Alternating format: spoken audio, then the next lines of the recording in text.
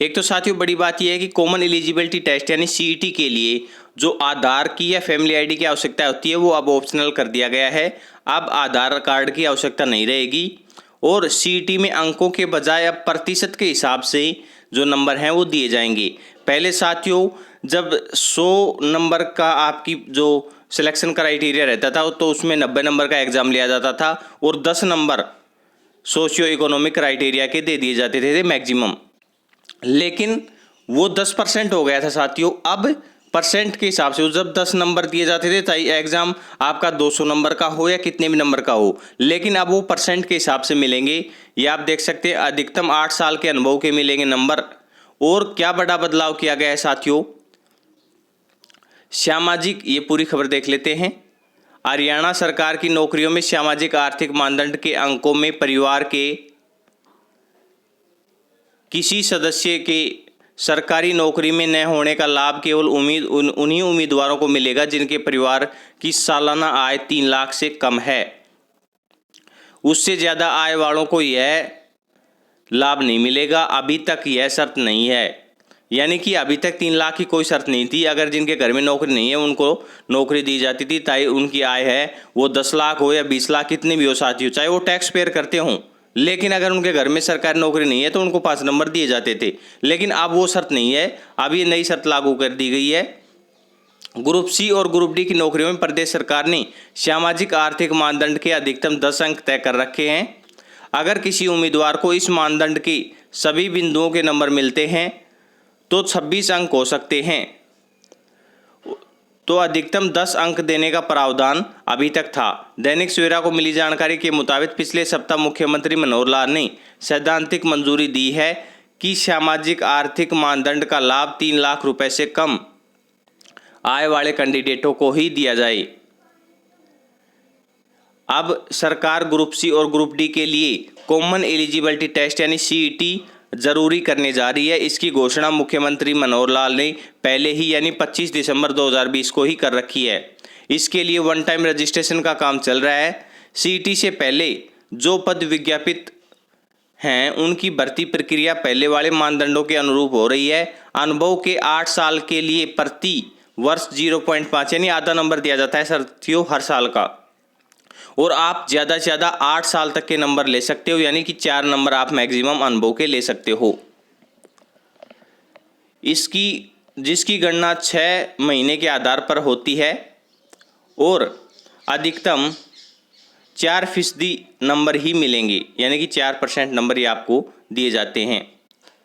पहले 16 साल तक के अनुभव के अधिकतम 8 अंक मिलते थे, यानी साथियों कि पहले जो नंबर दिए जाते थे वो आप 16 साल तक यानी मैक्सिमम 8 नंबर ले सकते थे, लेकिन अब 8 नंबर नहीं दिए जाएंगे। अब कैंडिडेट को ज़्यादा से ज़्यादा वो 4 नंबर ही ले सकता है। अब हाँ मिलेगा 1 साल का अभी भी आधा नंबर और पहले भी आधा नंबर, लेकिन पहले 16 साल तक के अनुभव के दे दिए जाते थे, अब ऐसा नहीं होगा।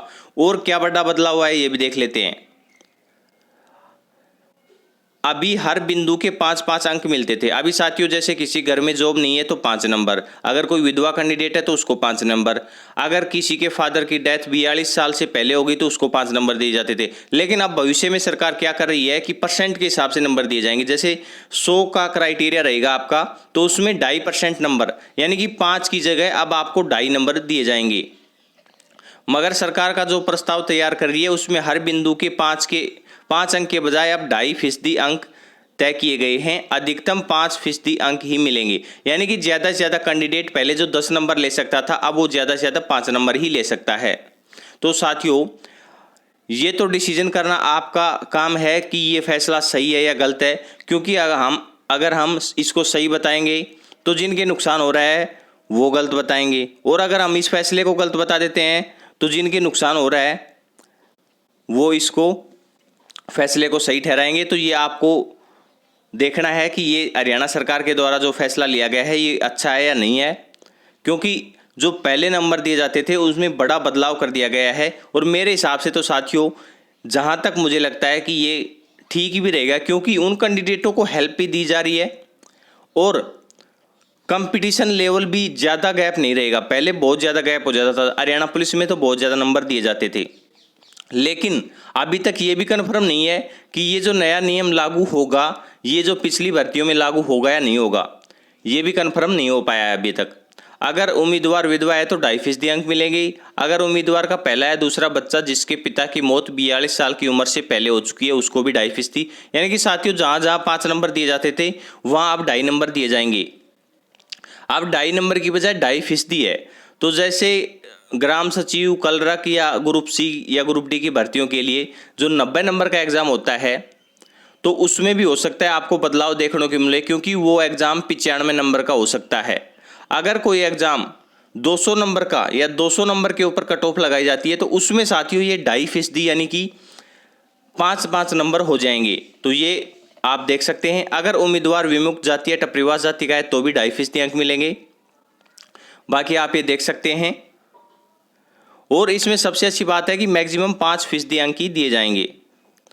परिवार यानी कि परिवार की भाषा भी अब डिसाइड कर दी गई कि परिवार की भाषा यह है कि यह परिभाषा सरकारी नौकरी में न होने के संबंध में है।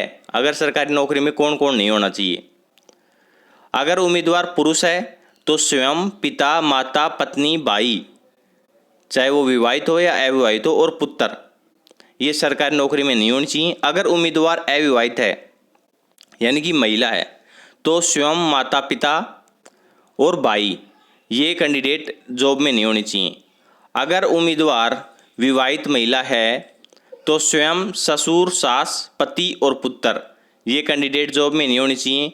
और अगर उम्मीदवार तलाकशुदा महिला है तो स्वयं, पिता, माता, भाई और पुत्र जॉब में नहीं होनी चाहिए। ये परिवार की डेफिनेशन हरियाणा सरकार की तरफ से दी जा रही है। और साथियों सीईटी के लिए ऑप्शन वाला तो हमने बता दिया है।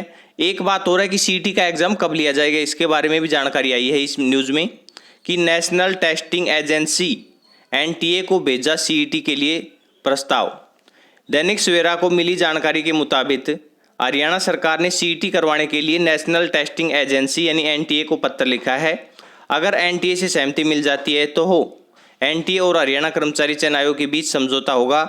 मुख्यमंत्री मनोहर लाल ने पहले ही घोषणा कर दी थी कि सीईटी आयोजित करवाने से पहले वन टाइम रजिस्ट्रेशन के लिए अंतिम मौका दिया जाएगा। यानी कि अगर सीईटी के एग्जाम डेट डिसाइड कर दी जाएगी तो उसके बाद भी एक मौका दिया जाएगा कि कैंडिडेटों को अप्लाई करने का।